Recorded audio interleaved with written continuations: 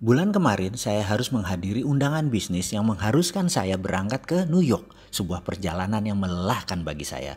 Mengingat Jakarta New York ditempuh bisa 24 jam.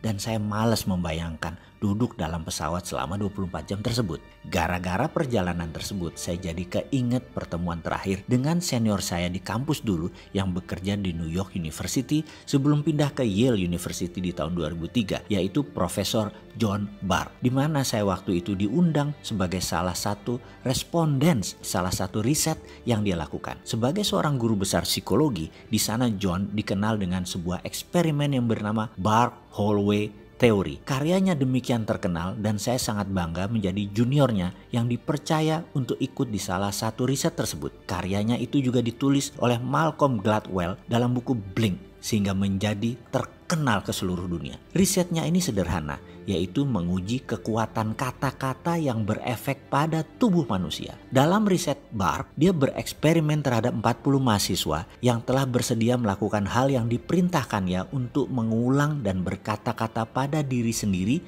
selama 30 hari. Atau kalau disederhanakan, disuruh melakukan self talk, bicara dengan diri sendiri selama 30 hari. Ke-40 mahasiswa dibagi dua kelompok, kelompok A dan kelompok B. Kelompok A adalah kelompok yang selama 30 hari selalu bangun dan aktif setiap saat harus berkata pada diri sendiri hal-hal yang baik, yang positif, yang menyenangkan. Misalnya, hidup ini indah, hidup ini enak, cuaca menyenangkan, rezeki lancar, selalu sehat, Tuhan baik, pemerintah benar, kerja gampang, sehat, lucu, asik, apapun kata-katanya yang berkonotasi fun, positif, diucapkan berulang-ulang dalam hati selama 30 hari selama sadar. Kelompok B setiap hari mengatakan hal-hal yang negatif, yang sulit, yang tidak menyenangkan. Misalnya, Tuhan jahat, memang nasib susah, kerjaan sulit, zaman gila, pemerintah korup, bangsa bejat, sialan, brengsek, cari kerja susah, jalan macet, sampah di mana-mana, pemimpin tolol, malas, semua hal yang memberi kesan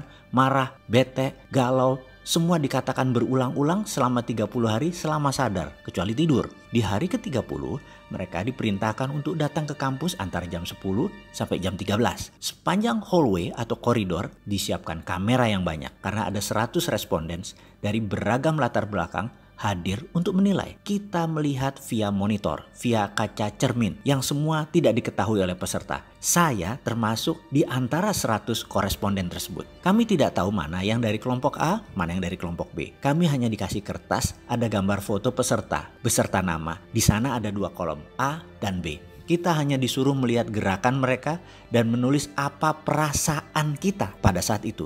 Kira-kira mereka dari kelompok A dicontreng A. Kalau dari kelompok B ya B. Sangat sederhana kan? Selama 3 jam kami berseratus menilai setiap mahasiswa yang jalan melalui koridor panjang tersebut. Setelah selesai, kertas direview, dikumpulkan dan kami lunch. Selesai lunch, 100 jawaban kami disorotkan ke layar LCD proyektor. Apa yang terjadi? Kami berseratus tepat menebak 40 peserta tersebut mana yang A dan B dengan ketepatan 95%.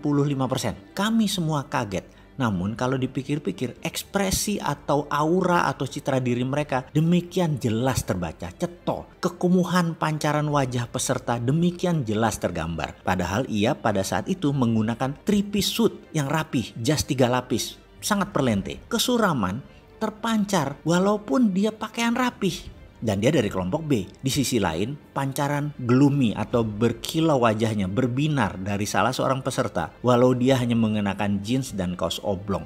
Demikian jelas terlihat sehingga mudah mengkonfirm bahwa dia dari kelompok A. Melihat ketepatan tersebut, banyak responden bertanya apa yang terjadi. Termasuk saya sangat antusias. John menjelaskan dengan sederhana. Katanya demikian, manusia itu memiliki 1 triliun sel. Setiap hari mati kira-kira 30 miliar sel. Sehingga di hari ke-30 manusia itu berbeda dengan sel 30 hari yang lalu. Note, catatan aslinya sel itu adalah billion nano jumlahnya. Kita lanjut lagi. Dalam 30 hari, sel yang mati tersebut diganti atau tumbuh sel baru. Pada saat sel baru itu bertumbuh, Sel tersebut netral sifatnya. Kita manusia bisa menulis apapun di sel ini dengan pikiran dan kata-kata. Maka kalau dalam 30 hari kita mengatakan hal-hal negatif berulang-ulang tanpa jeda, membuat tubuh kita, sel baru kita bereaksi sesuai apa database yang dituliskan, sehingga orang tersebut kumuh, butek, suram, tidak menyenangkan, dan lain sebagainya. Di sisi lain, kalau selama 30 hari ditulis database positif, hasilnya ya positif, wajahnya berbinar, kulitnya terang, ceria, auranya menyenangkan, kita menjadi ingin dekat dengan orang tersebut. Demikian John menceritakan versi simpelnya. Lalu dalam hati saya berkata, inilah pelajaran yang saya dapat di Australia dulu, yang saya rangkum dalam video Sadar Kaya Advance. Dan inilah inti ajaran agama yang mengajarkan ini dalam agama saya, agama Islam. Berzikir, mengingat Tuhan, bahkan di bulan Ramadan. Kalau benar-benar 30 hari melakukan subconscious reprogramming seperti ini, semua orang bisa menjadi fitri, menjadi manusia baru setelahnya. Dan setiap agama punya pelajaran tentang hal ini. Bahkan di Islam lebih jelas lagi. Namun saya selaku pribadi nggak ngerti sainsnya sampai John Barth mengurai dari sisi ilmu pengetahuan seperti ini. Ya, dasar manusia seperti saya yang memang keminter, sok pinter. Apa-apa harus logika masuk dulu baru percaya. Padahal mbok percaya aja sama ajaran para nabi dan kekasih Allah. Selesai semua masalah negatif di dunia ini.